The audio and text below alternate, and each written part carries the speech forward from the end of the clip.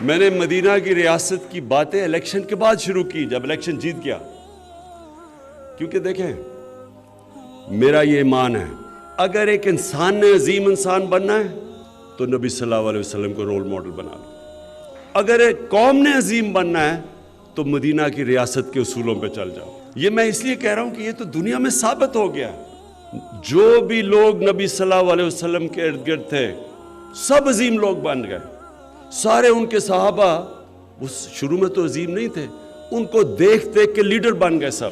یہ دنیا کی تاریخ، اور مجھے افسوس سے یہ کہنا پڑتا ہے کہ ہمارا یہ نہیں پڑھایا جاتا، اور انشاءاللہ یہ ہمارے دور میں ہم اپنے تعلیم کا نظام ٹھیک کریں گے، ہر بچے کو پتا ہو کہ وہ انہوں نے کس طرح ایک معاشرے کو تبدیل کیا۔ بھائی صاحب کا سوال ہے کہ وہ جاننا چاہتے اسلام اور راجنیتی میں فرق کیا ہے۔ اسلام آتا ہے اللہ سلام سے، جس کا معنی امن، اور کوئی بھی انسان اگر اپنی زندگی اللہ سبحانہ و تعالیٰ کے احکامات کے مطابق بسر کرتا ہے اسے کہتے ہیں مسلم۔ اسلام مطلب امن حاصل کرنا اللہ سبحانہ و تعالیٰ کے احکامات پہ عمل کرنے کے بعد۔ راجنیتی ہے جسے کہتے ہیں انگریزی میں پالیٹکس۔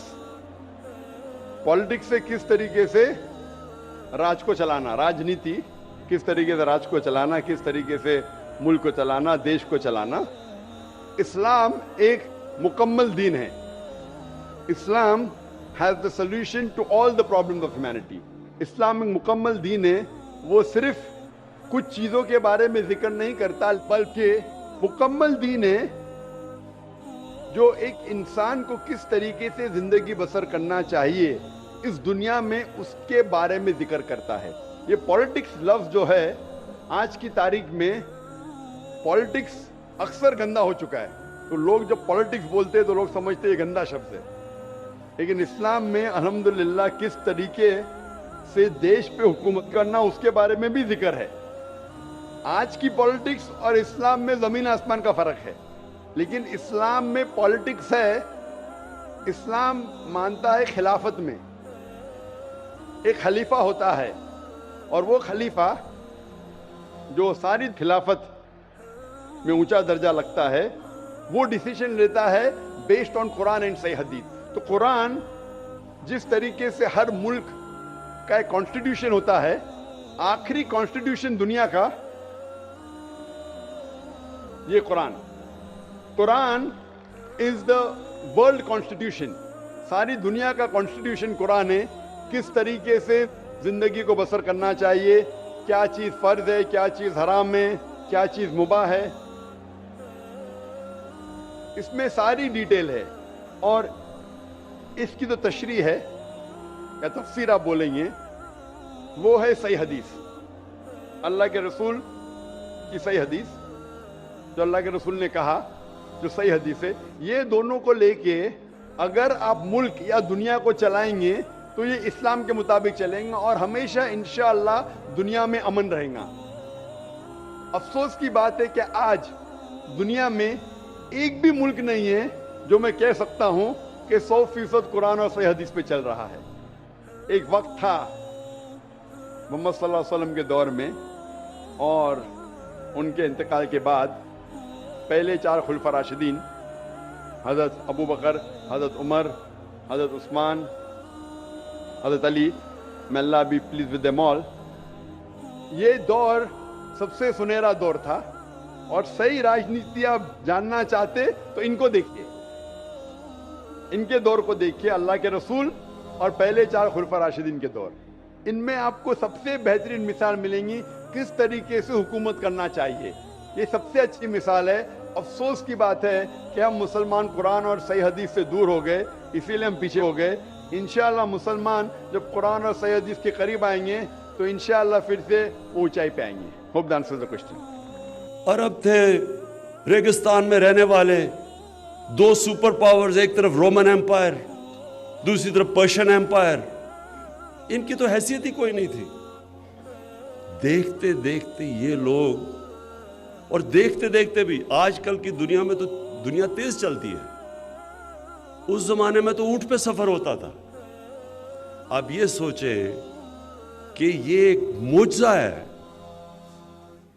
کہ ان کے نبی صلی اللہ علیہ وسلم کے دنیا سے پردہ کرنے کے بعد 6 سالوں کے اندر دونوں سپر پاورز گھٹنے ٹیک گئیں، وہ ان عربوں کے اوپر جن کی حیثیت ہی کوئی نہیں تھی۔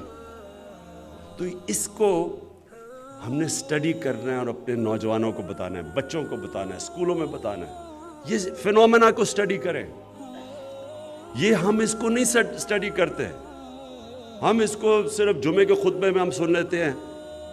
یہ ہمارے بچوں کو نہیں پتا اس چیز کا، یہ تاریخ کا حصہ ہے۔ ہمارے نبی صلی اللہ علیہ وسلم کی زندگی تاریخ کا حصہ ہے۔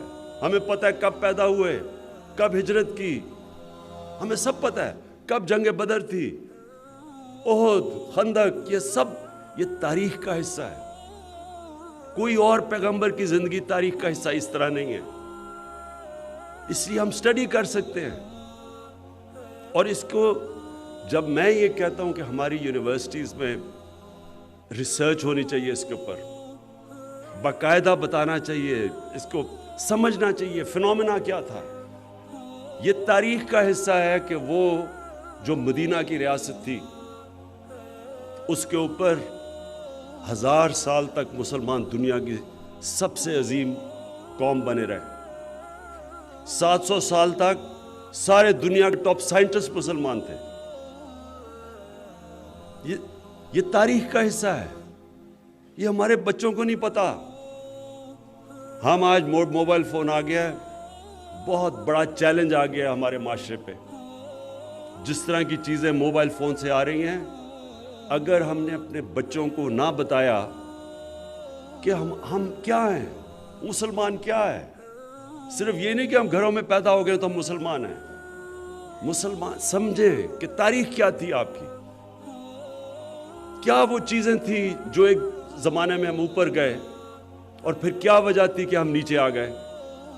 یہ علامہ اقبال جو میں سمجھتا ہوں کہ ایک ایسے اسکالر تھے، آج بھی آپ ان کا فلسفہ پڑھیں، ان کی جو ریسرچ پڑھیں، مغربی سویلائزیشن کو بھی وہ سمجھیں، اپنے بھی دین کو، تاریخ کو، اسلام کو، انہوں نے جو باتیں کی ہیں آج بھی آپ پڑھ لیں، ایسے لگے گا کہ آپ لکھ رہے کوئی، کیونکہ وہ تب سے وہ سمجھ گئے تھے کہ مسلمان کیوں نیچے آئے ہیں اور اوپر کیسے جانا ہے انہوں نے۔